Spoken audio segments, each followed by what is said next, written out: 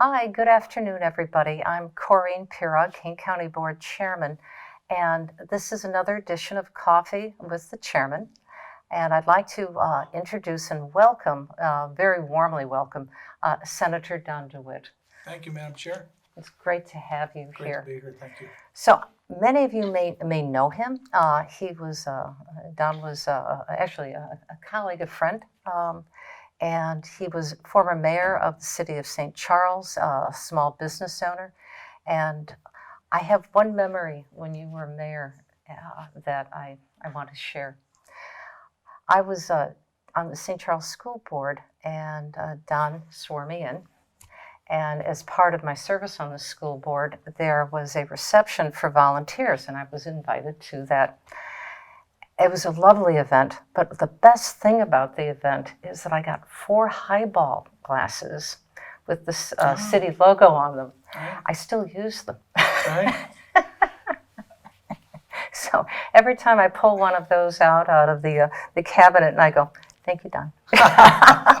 That's great.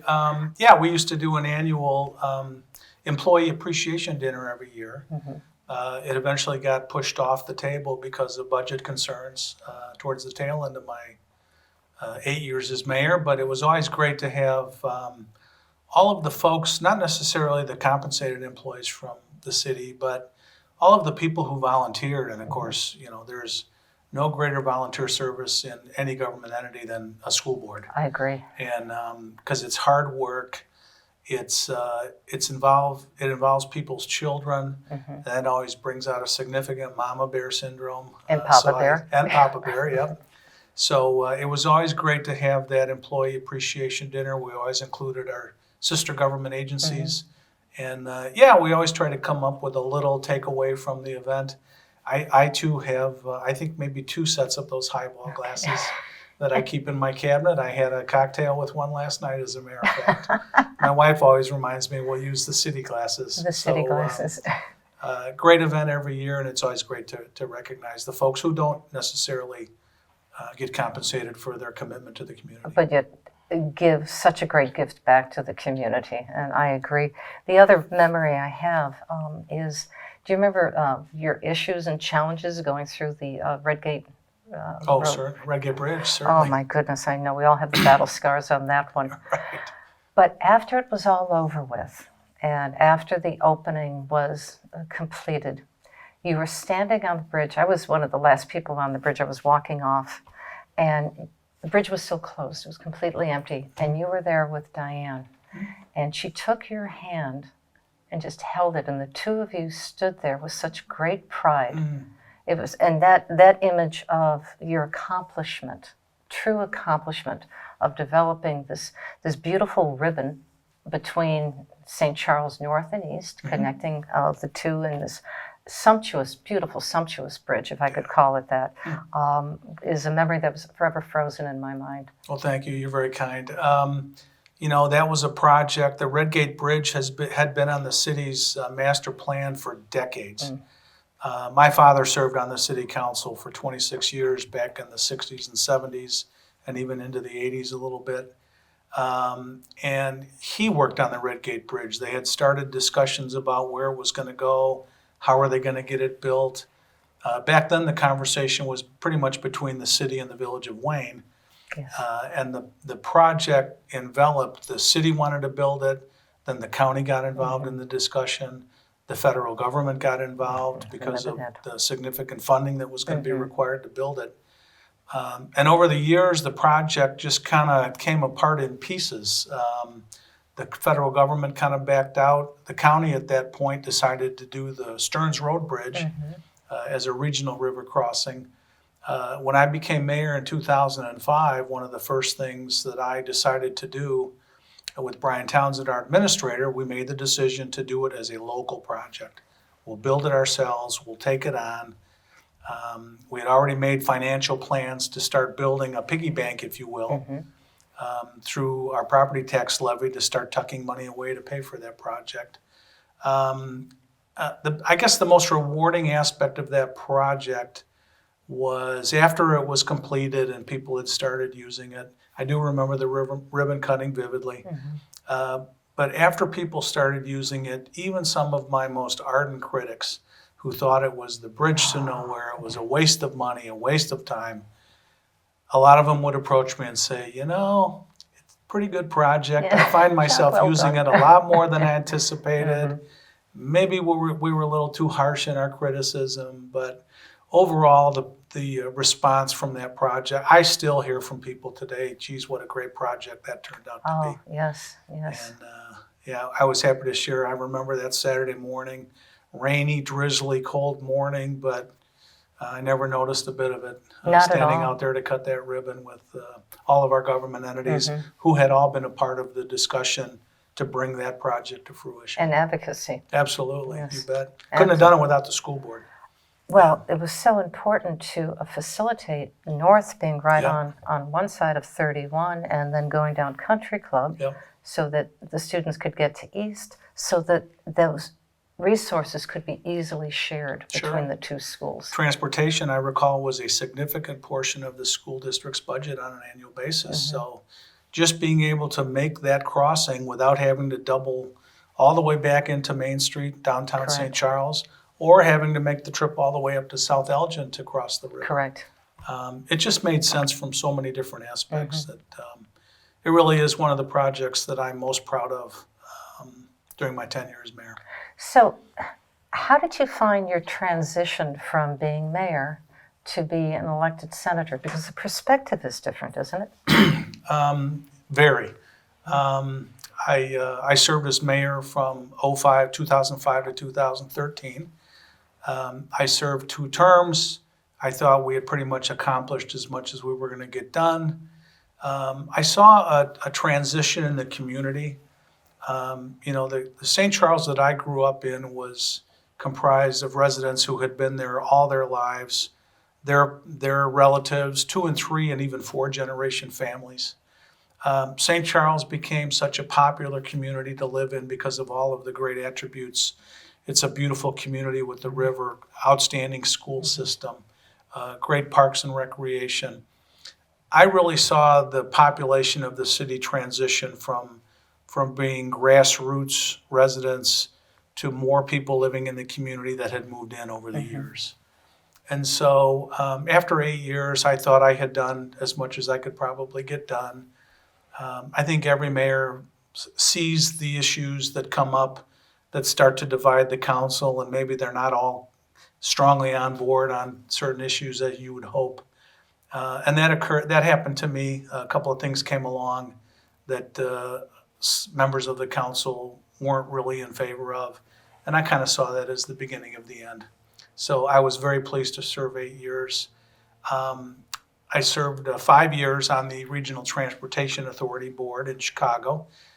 I was appointed by one of your predecessors to represent Kane County on the RTA Board, which is the umbrella organization that oversees the revenue stream and long-term planning aspects of Metro Suburban Rail, the CTA, Chicago Transportation Authority, and Pace Bus Service, which serves our communities here in the suburbs. Served 5 years under Chairman Kirk Dillard. And then my predecessor, Karen McConaughey, after winning the primary election in the spring of 2018, decided she was going to step down. And just like when I ran for alderman, just like when I ran for mayor, my phone started ringing. And when people who you have a great deal of respect for and confidence in start calling you and asking you, probably similar to your situation, they call you and say, look, you have the right tools in your toolbox for this position. We really think you ought to think about doing this. That's how I became an alderman. That's how I became a mayor. And that's ultimately how I became a state senator. When Karen stepped down, people who I know and respect started calling and say, you have the right tools. We have a lot of faith in your abilities. I was subsequently appointed to fill her seat in September of 2018.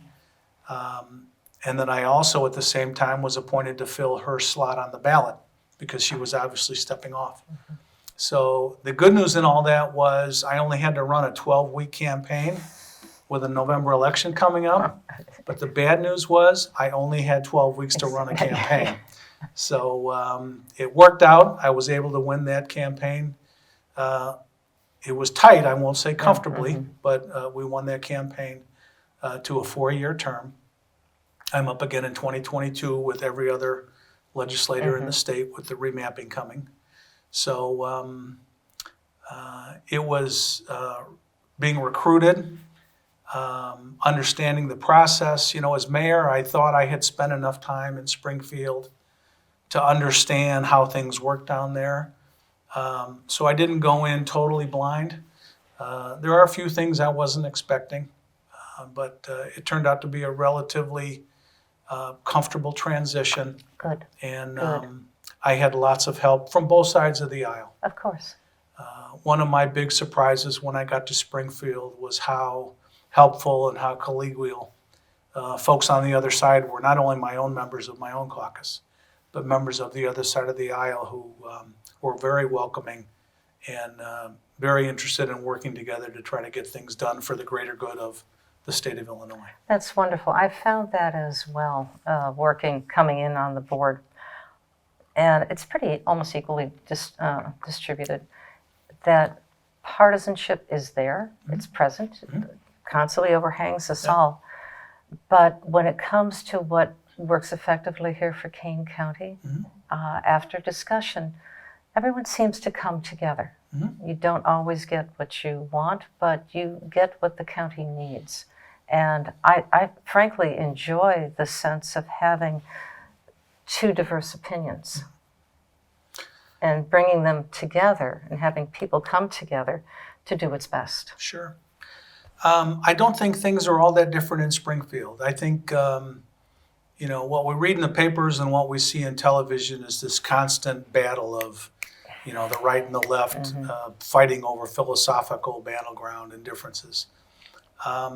Most people would probably be surprised to hear that probably 98 or even 99% of the issues that come through the legislature, either the House or the Senate, typically pass on a unanimous basis. Everybody comes to an agreement on the day-to-day business that needs to be done.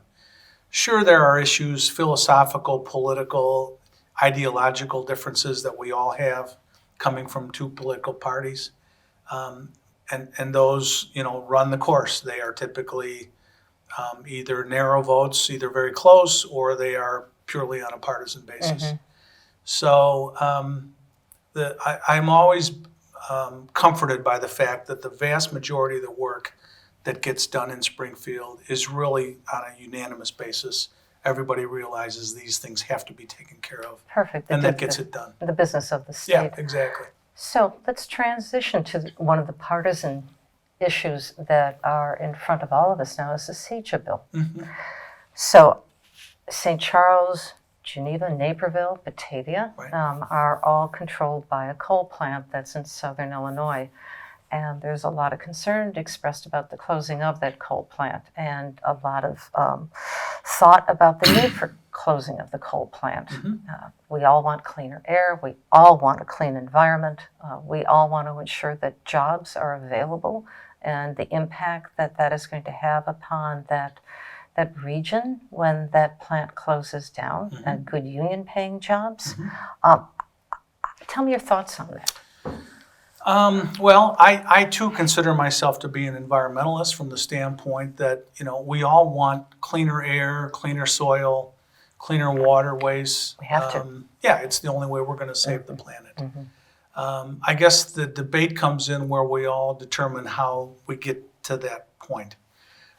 As you know, Madam Chair, the SEJA bill is about 3 or 4 and that different... is the Clean Energy Jobs Act. Correct. In my viewpoint, the gist of the SEJA bill is the continued promotion, advancement, and development of wind and solar energy generation in our state and in our country. And through that process, there are folks who believe that there is a significant opportunity to create significant jobs in both of those industries, not only in the development of more solar and wind that can maybe help make up for some of the loss of energy production that we will see with coal plants and natural gas plants shutting down. And so that's the pure clean energy side of that bill and all of the jobs that come with it. There's a cost to that. The current bill has approximately $250,000 a year that you and I and all of the ratepayers across the state will pay as part of this bill, contained in rates that will be structured as part of the shutting down of coal and natural energy, and then the continuation of the nuclear fleet in our state, which happens to be the absolute cleanest method of power generation. So, as you mentioned, the coal issue is significant for the Tri-Cities. I actually sat on the city council back in 2005 or 2006 when we signed a 35-year contract with the Illinois Municipal Electric Agency, a co-op out of Springfield, that purchases a significant amount of their power from, at that point, was going to be the future Prairie State clean manufacturing coal. facility. Yes, clean coal. And at the time, it was offered as one of the, if not the cleanest burning coal facilities in the state, if not the nation. That plant eventually came on stream in 2008. And we can all remember at the time, Barack Obama was president, Joe Biden was vice president. No one could ever suggest that Biden and Obama were taking any free rein with environmental issues. They were environmentalists back then. They signed off on the establishment of that facility. So you had environmentalists overseeing the opening of that particular plant.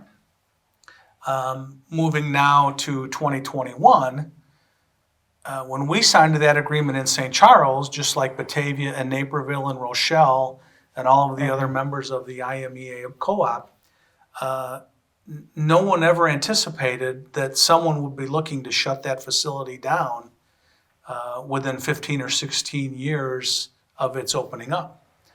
I think what's important is to maintain control of the data.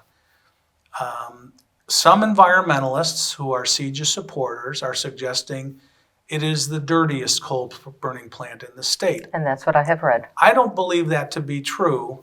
And I don't believe that to be true based on data collected by the U.S. Environmental Protection Agency that spells out the percentages of all of the dangerous gases typically put out by a coal burning plant and the significant percentages of those chemicals that are controlled through the cleansing environment that they use in the production of electricity.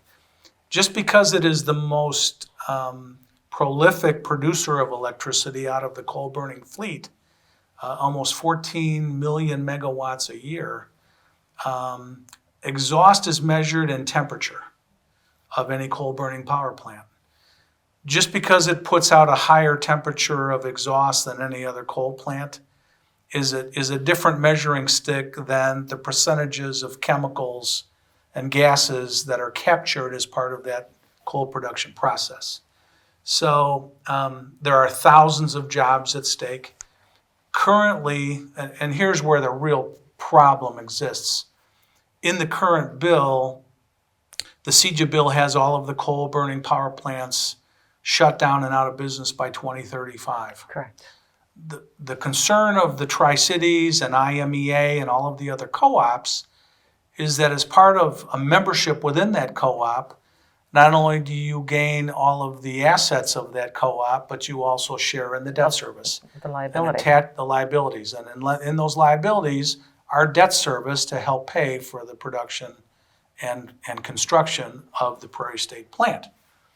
Those local municipalities all have debt service schedules that run through 2042.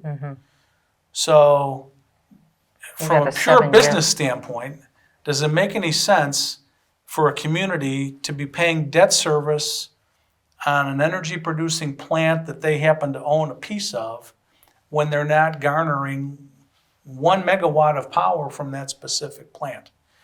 I think one of the goals that I have been pushing for from my representation of the Tri-Cities, as they pertain to my Senate district, is simply give it a few more years of operation, allow municipalities to work through their debt service schedule. And I think most of them are of the opinion that they realize coal and natural gas generation probably has a limited lifespan. I think so. We're already seeing coal plants shutting down across the state. I would agree with you on that. There are other less expensive methods of generation starting to replace coal, like wind and solar, that are all coming on board. If cooler heads can prevail, and if everyone will take into consideration the concerns of all of the various parties, like most issues in Springfield, I think we can get to a middle ground. Not everyone will get everything they want out of that process. Wind and solar will continue to develop. Of course it The will. wind and solar folks will get their subsidies that they need to build that business. Which will create good American paying jobs. Absolutely. There's already a rate structure agreement reached with Exelon and Commonwealth Edison on the nuclear side. So most of the pieces of that puzzle are in place. I think there are just a couple, particularly as it pertains to coal, that I think we can get to some common ground on at some point. So the one other point that I'd like to talk about that, because it's a very important topic that we're going to be looking at in the future. It's a critical topic to take a look at in the future. As we are shifting over to electric cars, to maybe even perhaps hoping battery-supported cars that'll have a much longer lifespan. But regardless, I should say, to have less dependency on coal and natural gas. The electric grid is not robust enough at this point to support the increased need of electricity. Environmentalists will say that.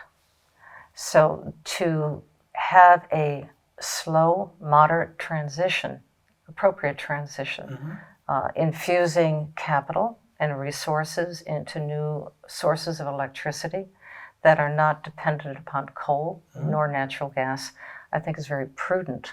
But it's also, I think, equally prudent to make sure that the transition happens in an appropriate manner to support not only the electrical grid that we are counting on for the lights in the studio, but also to make sure that the jobs and investment that have been made with those individuals are supported and let those transition accordingly so that as the wind, solar, energy, maybe battery, become more online, they can gradually transfer over without threatening the economy of already a compromised Southern Illinois. Yeah, I don't disagree. I think the transition from coal and gas to more cleaner energy production and storage, to your point about batteries, pretty much.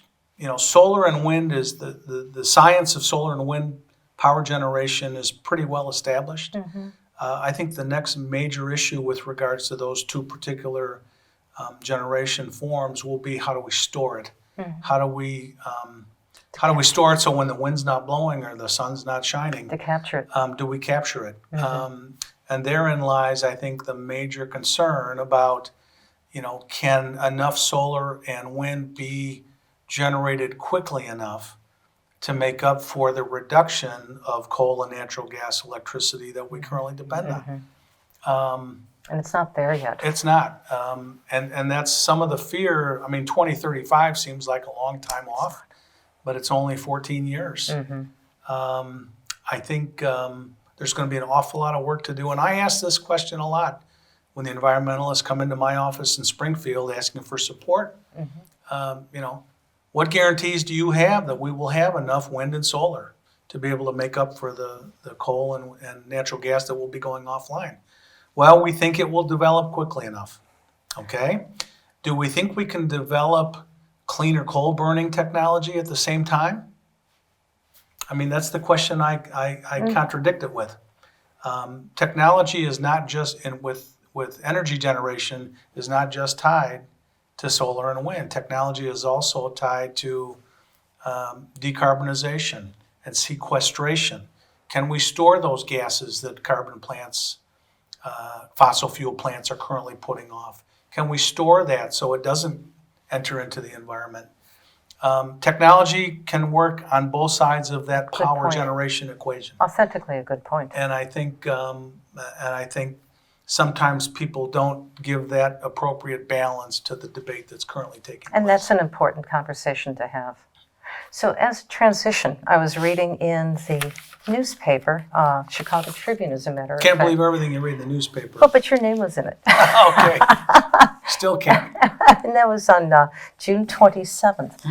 That you are interested, and it obviously passed with just one dissenting vote. I think that was in the Senate, and it's now on the governor's desk, about,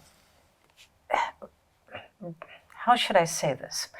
If an assessment is too high and a refund is due on taxes, especially with our corporations, and a local taxing body, let's say a school district, is counting on that money, it's in their budget, and all of a sudden a refund has to be given back to that corporation because of overassessment, you're looking at distributing that arrears amongst other property tax owners.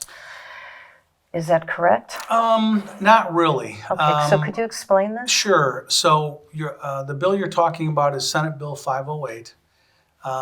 It is known as the PTEL Extension Bill, the Property Tax Extension Limited Liability Bill.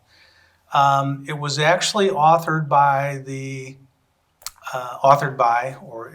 instigated by the chief financial officers of School District 158 in Huntley and School District 303 in St. Charles. Okay. And I've spent the last couple of years with both of these gentlemen working on this legislation. Quick overview, townships are assessed the total equalized assessed valuation of all of the property in a given township. And then every year, various government entities, school districts, park districts, library districts, cemetery districts, all submit to the county a levy or an amount of money that they will need in a given year to be able to operate their particular government entity, and how much property tax revenues they are asking for to do that. They are always paid out a year in arrears. So if the St. Charles School District is levied $1 million in 2020, they will see that property tax payment in 2021.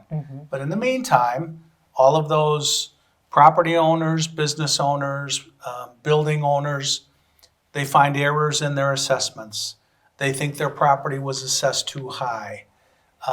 There was a typographical error on the property report that added one too many zeros for the total square footage. So what happens is a government entity, while levied $1 million one year, by the time they see it the following year, it may only be $800,000 because of those corrections that have all had to be made. Now that's an over-exaggeration because I don't think they're ever that. Of course. They're never 20%, but for sake of argument. What my bill does is that if a government is levied $1 million in 2021, when they see that levy in 2022, they will see $1 million. And then if there are any corrections or PTAB rulings that grants a property owner a reduction in their property tax, that reduction is then moved to the following year's total equalized assessed valuation. Now, the school districts and park districts and other government entities can still go in and ask for whatever levy they typically ask for on a given year. They have always had the ability to do that. So from that aspect, nothing's changing. Unfortunately, Mr. Pearson at the Tribune used what I would best describe as an ill-informed source in his explanation how he chose to interpret the intent of this legislation. It sounded very onerous to a homeowner. Yeah, I mean, what came out of that article was that we were basically setting up almost a pyramid scheme that would allow government entities to just stack increase upon increase upon increase year after year after year. And I think this person basically called it a scheme to elevate property taxes into perpetuity. It's not what the bill does. PTEL, the limitation of any government entity to raise taxes, which most municipalities have to abide by Correct. in this That's state. Kane County. They get the lesser of CPI or 5%. They have always had the ability to tax to those amounts. No government entity can ask for any more than what PTEL will allow them to typically have. So there's no way a government entity can take advantage of an unscrupulous assessor. I don't want to say unscrupulous, but perhaps an ill-informed assessor who may be over-exaggerating assessments, thinking they're doing their government entities a favor by generating more revenue. Exactly. But that government entity can never ask for more money than what the existing law already allows them to request in their annual levy process.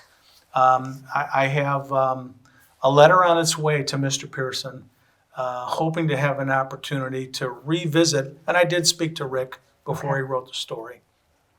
I wish he had spoken to my CFOs in St. Charles and Huntley, who I gave that information to. Or our assessor.